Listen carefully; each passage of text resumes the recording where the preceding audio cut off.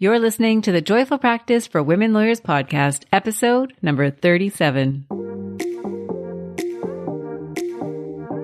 Welcome to the Joyful Practice for Women Lawyers podcast.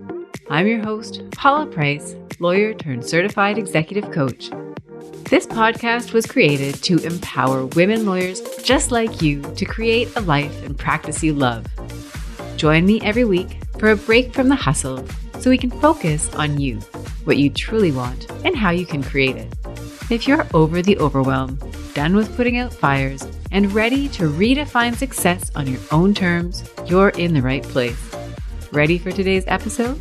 Let's dive in. Hello, my friends. Welcome back to the podcast. Today, we are talking about boundaries, and particularly how to follow through on setting boundaries. Now, before we jump into the episode, I just want to say, with love, that lawyers are not always very good at setting boundaries. Now, it's not that you don't know that boundaries are healthy. It's not that you don't know what words you can utter to set those boundaries. It's that in the moment when it comes time to setting the boundaries, there's something that holds you back. And I know that this happens because it has happened to me when I was practicing law. It still happens to me. And it happens to clients. And some clients come to me and their practice is very difficult to keep up with. They find they are overcommitted, overextended. They are stressed and not doing their best work. And often one of the problems in their practice is that they are not asserting boundaries. So in today's episode, we're going to talk about boundaries and what they look like, what happens when you don't have them. But what I really want you to pay attention to is when we get to the part about why you would want to set boundaries in your practice, because I think those are the reasons that will compel you to set boundaries when the time comes. And if you are a longtime listener, if you've been following my podcast, you'll know that I did an episode right near the beginning. I believe it's episode number 6, and it's all about a goal setting framework. I call it the GREAT goal framework, and GREAT is an acronym for different components of a goal. G stands for goal. R stands for the reason for the goal. And the reason for the goal is super compelling, and it is what will drive you forward to take action toward your goal, even when you don't feel like it. So that's why today we're really going to focus on the reasons why you ought to be setting boundaries. Because what I'm really trying to do is help you cross that threshold of going from wanting to set that boundary to actually setting the boundary, even though it may be challenging in the moment. So what does it look like when you don't have boundaries in place in your practice? Well, it can show up in any number of ways. It can be a difficulty saying no to work. So law is a service-based practice. Lawyers want to help people, and so your instinct may be to say yes to everything.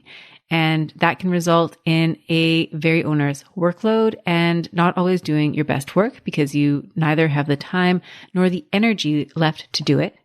It may be the way that you allow others to speak to you. You may have a boss or a colleague or a client who you find speaks to you disrespectfully, and you haven't had it in you yet to say something about that. It may be that you have trouble asserting yourself around money. So that may show up in wanting to renegotiate your salary, but not having done that yet. It may be that you want to charge higher rates, but you haven't made that move. It may also be that you find yourself writing down your own time. So if you're a lawyer that records time at the end of the day, you may find that you're shaving off a 0.1, a 0.2, a 0.5, whatever that looks like, because you feel like you can't justify your fees. It may also be that you take on work that is outside of your strike zone. Maybe you're trying to move your practice in one direction. You keep getting files in this other direction and you just don't have the heart to say no to it. Or it may also be that you're taking on a disproportionate share of non-billable work or admin work or committee work or things that aren't necessarily recognized and things that you don't necessarily value, but you feel like you should be doing them. Now, it's totally natural to not want to assert boundaries. And for lawyers, there are a number of reasons I think that make it difficult sometimes to assert boundaries. Number one, it is a service-based profession where you are there to help people. And so your instinct is to help people. And the last thing you want to do is turn people away when you feel like you can help them, whether it's a client, whether it's a colleague. You may also fear repercussion. If there's a client or a lawyer that you work with who is a reliable source of work for you, you may feel that by saying no, you are going to damage that relationship and that they will no longer ask you to work with them.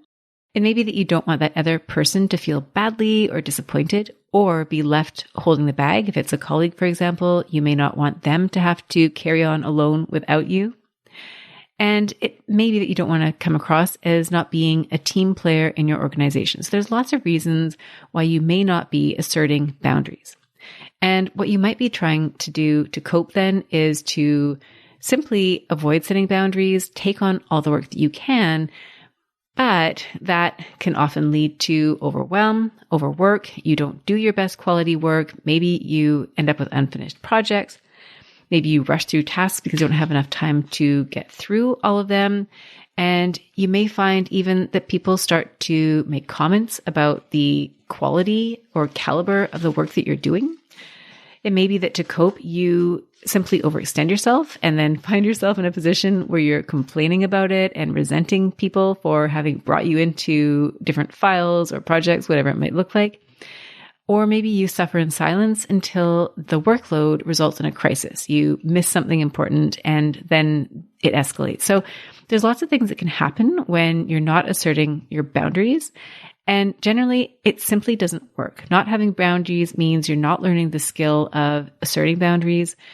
It may lead other people to have this false sense of it being okay with you, but when in truth, you're actually quite resentful. It may be that you don't then develop the confidence that you would need to develop to assert those boundaries.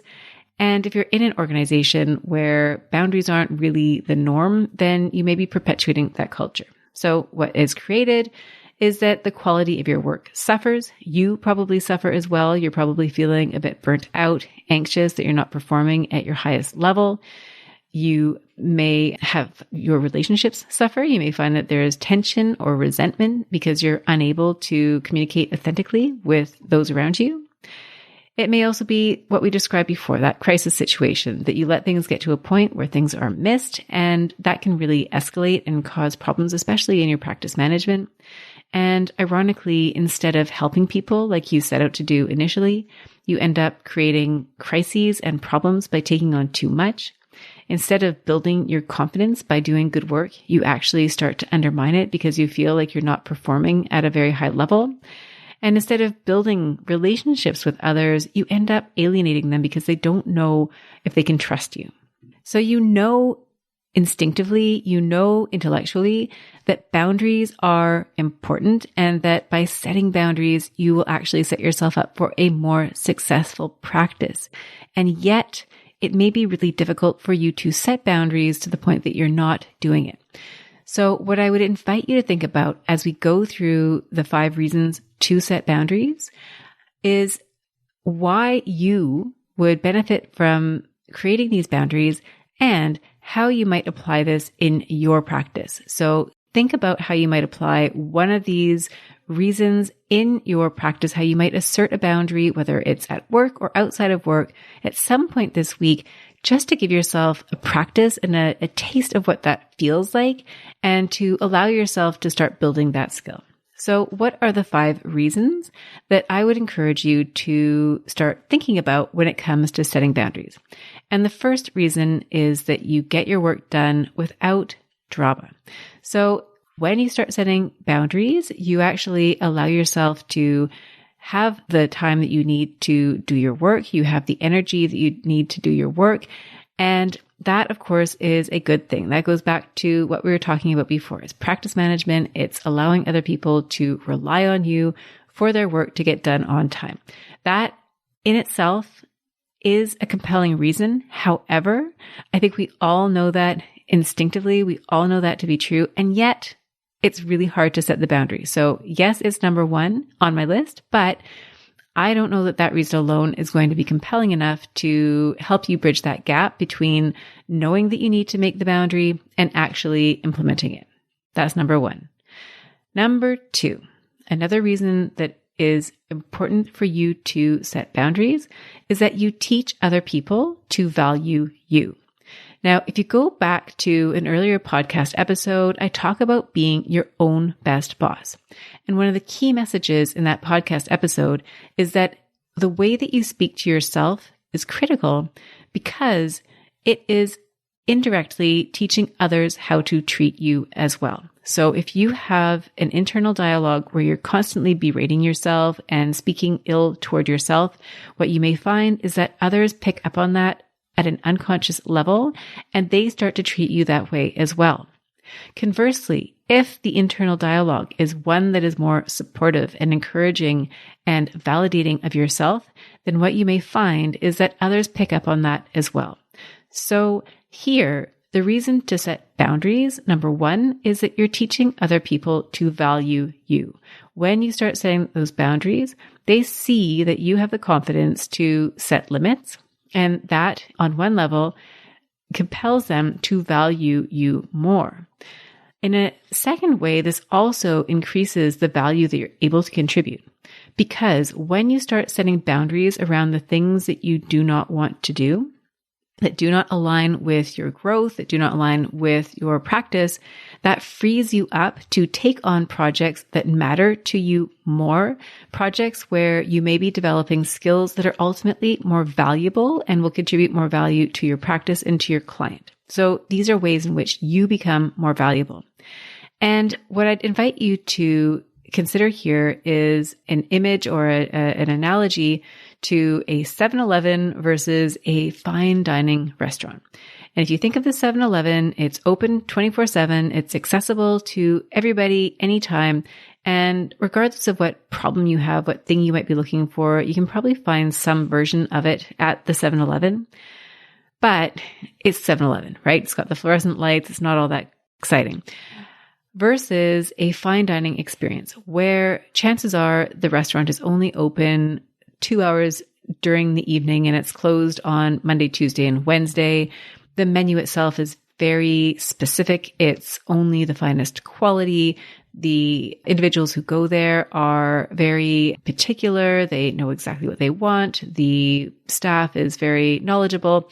You can draw the contrast, and what I would invite you to think about is how you can pull yourself in the direction of the fine dining experience versus the 7-Eleven. And this, of course, is a choice for you. You may be interested in providing services in a way that are more accessible, and maybe you want some of that to be part of your practice, but I would encourage you to think about how it is that you are distinguishing yourself and how setting boundaries will allow you to distinguish yourself even further.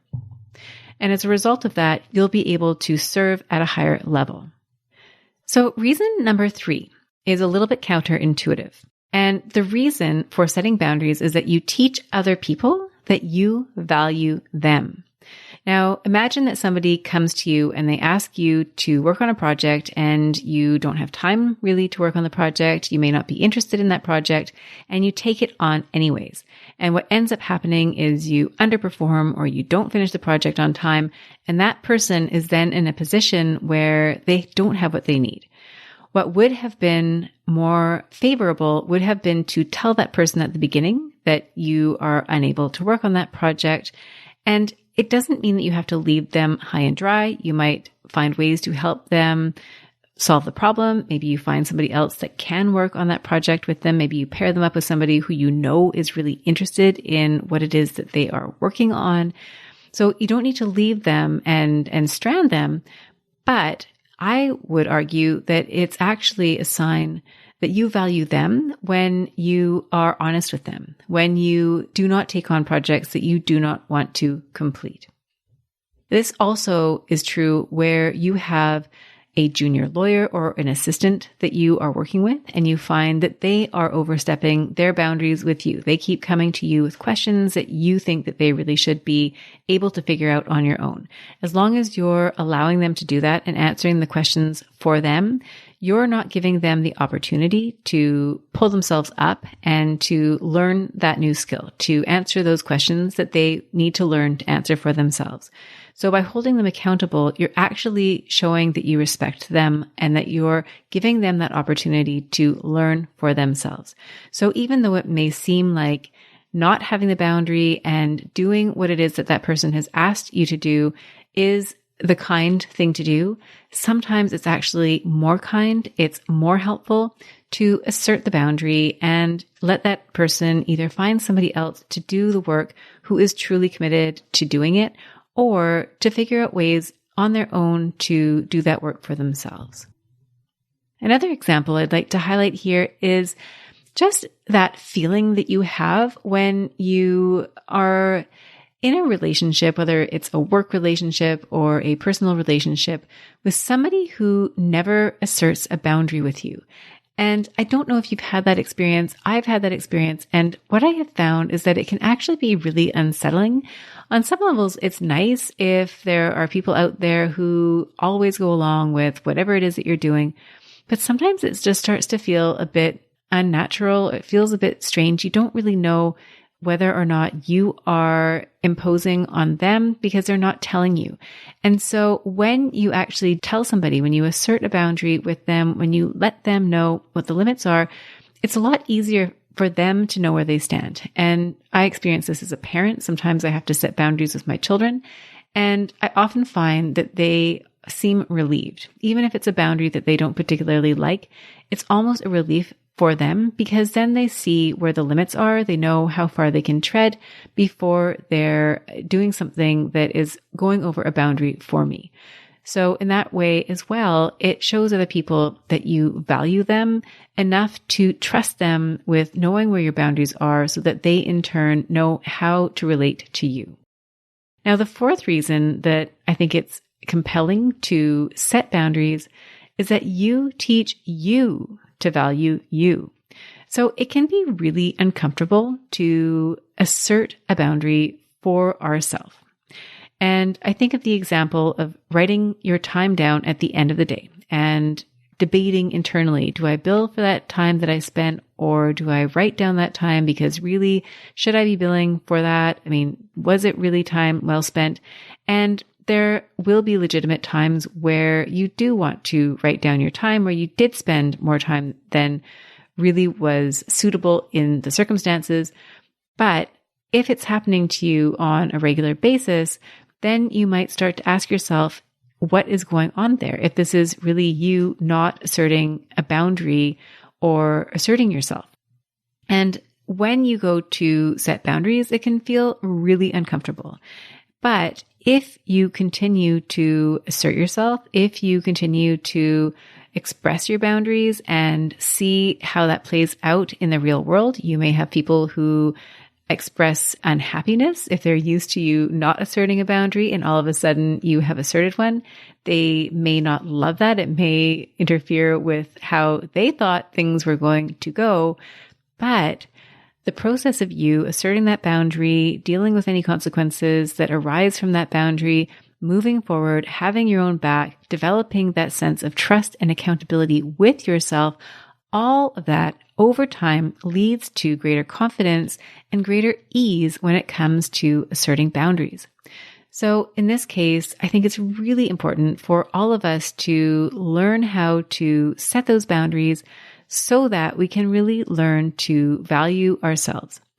And what I would invite you to think about is some of the lawyers that you either work with currently or that you've worked with in the past, and think about the ones who you know really value themselves, who are really good at asserting boundaries.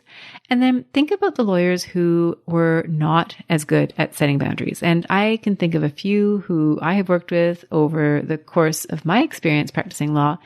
And those lawyers who were better able to articulate boundaries tended to have practices that were a little bit more balanced. They tended not to get themselves into those situations quite as often where they were scrambling toward deadlines. They tended to be a little bit more relaxed. They seemed to come across as having more confidence in themselves. Whether or not they did have more confidence, I guess that's subjective. Versus lawyers who did not have boundaries, where the practice was a bit more scrambly, for example, where they may have been more difficult to work with because the expectations were on you to not have boundaries either. So when you value you, it really makes a difference in terms of how you show up in your practice and the experience that other people have of you.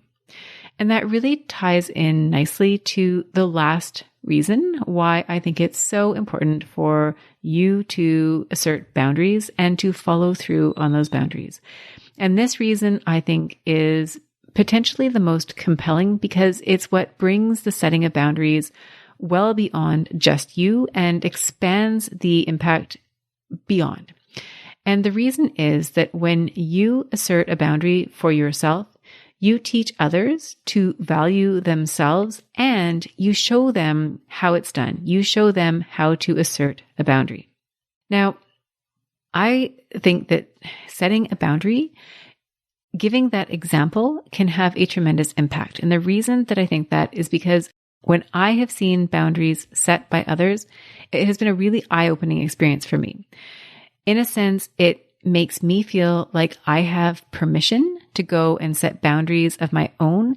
And I have a role model, a roadmap that I can follow to set those boundaries.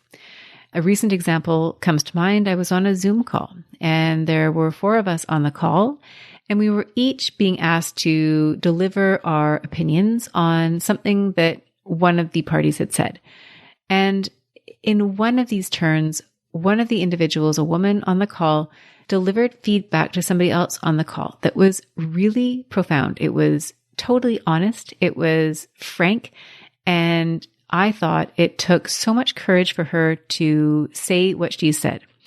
And I followed up with her after the conversation had wrapped up to compliment her and to say, seeing her express herself in that way was an inspiration to me to go out and do the same thing myself. You don't see it done very often, especially not in a context like that where there's more than one person being part of that conversation.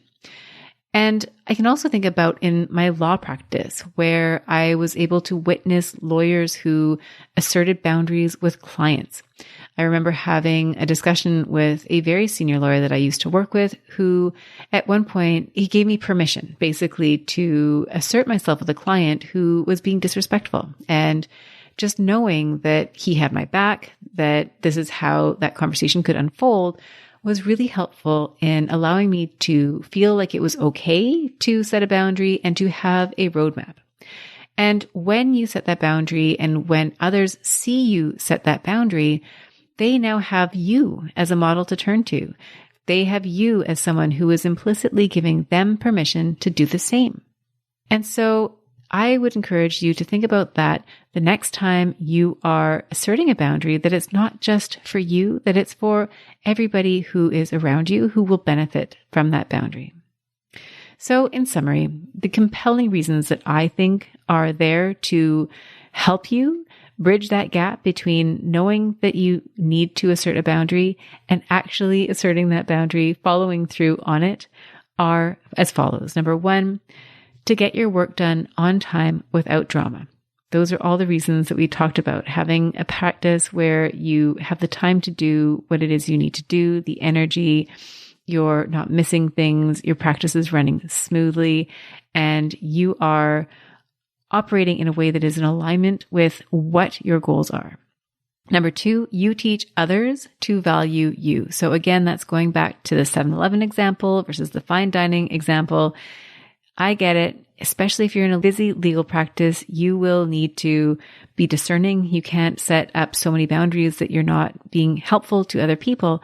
However, chances are there is room for you to start asserting more boundaries and to be more intentional about what it is you're taking on and what it is that you're not taking on. So that is number 2, is to teach others to value you. The third is to teach others that you value them. So by being honest, by helping others find other ways to get their work done, to have their needs met, you may actually be providing a greater service to them by establishing a boundary than you would be by taking on that work and either doing it with resent or not doing it to the standard that it could be done by somebody else. Number 4, you teach you to value you. This, of course, is essential to build that self-trust to withstand the discomfort that you may need to go through if setting boundaries is something that is difficult and or novel for you. And then finally, you teach others to value themselves. So by setting boundaries, you are leading by example. You may be influencing the culture of your organization by showing others how boundaries can be set in a way that is elegant, that is calm, that is respectful, and where you still manage to achieve the outcome, whether it's by enlisting somebody else or some other means. Now, the reason why I think these reasons will help you to start setting boundaries is that they go to the why of setting boundaries as opposed to the how. And if these reasons are compelling to you, then they will motivate you to bridge that gap. There are a number of skills that you will need to apply in order to assert your boundaries. Number 1 is that you will need to be brave. Asserting boundaries is not easy, especially if what you want to do is to help everybody and to make life easier for other people, and you may feel like you're not going to do that. You may have to engage in difficult conversations. It may be quite different from the way that you're used to proceeding, and so you will have to really draw on your courage to go ahead and set those boundaries. You will also need to be okay with discomfort. You may take the risk of disappointing people. You may disappoint yourself. You may say no, and then you may suffer from a guilt hangover because you feel like you should have said yes. You will need to learn how to be decisive about how you want to set the boundaries. So again, going back to that example where you think of others who have set boundaries and what that looked like, and maybe there are some role models out there who you admire. Think about what techniques they used, how they showed up in those conversations, and how you want to show up in those conversations and set boundaries for yourself. So you'll need to be decisive about how you want to set boundaries and intentional about what those conversations are going to look like. And finally, you're going to need to learn how to advocate for yourself. Now, I get it. As lawyers, you're advocating for your clients all the time. However, what you may find is that when it comes to advocating for yourself, it's a lot harder for you to do. And so here I would encourage you to recognize your value, to practice standing up for yourself. And if you need a bit more help on that score, I would refer you to my earlier podcast episode about having difficult conversations and thinking about the energy that you want to embody when you go about advocating for yourself and having those difficult conversations. When you apply these things, the results that you will create is that you will become the brave person who shows others how to be brave. You'll excel in the work that you take on because you will have the focus, you will have the time, you will have the energy to do that work to the best of your ability. You will grow in your skill set because you'll have time to really focus on new skills where you can add more value. You'll grow in your relationships because the relationships that you have will be more honest and authentic instead of you trying to please others by doing things that you don't really want to do. You'll feel less resentful. And what you'll find is that your practice in your life become increasingly aligned with what you want for yourself and for your practice. So my friends, that is what I have to offer to you today. I would invite you to go out there this week and find just one area where you would like to assert a boundary and to push yourself to assert that boundary, however that may look for you. Baby steps are steps. And as you do that, I would invite you to think about what the most compelling reasons are for you to set those boundaries, because that is where you're going to be able to help yourself get from that point where you know that you need to start setting boundaries, but you feel paralyzed and unable to do it, to that point where you start to feel more confident and setting boundaries feels more natural to the point that it becomes who you are. I hope that today's podcast episode has been helpful to you. I thank all of you for showing up each week. It is such a delight to have this chance to connect. And if you would like to reach out, please do. You can reach me on LinkedIn. You can send me an email. If you'd like to rate and review the podcast, I would love that. When you do that, it helps other people just like you find the podcast and ultimately helps us build a community of like-minded individuals who are looking to build a practice that they love, who are looking to create and contribute on the next level. So thank you, all of you, for joining me this week. I look forward to reconnecting with you again next week. Bye for now. If you enjoyed today's show and don't want to miss an episode, subscribe and follow the show wherever you listen to your podcasts. If you haven't already, please leave a rating and review. Your feedback will help me create a podcast that's tailored to your needs and goes straight to the heart of what matters to you. For instructions on how to subscribe, rate, and review the podcast, visit www.thejoyfulpractice.com/podcast launch. See you next time. Thank you for listening to this episode of the Joyful Practice for Women Lawyers podcast. If you want more information, visit www.thejoyfulpractice.com. See you next week.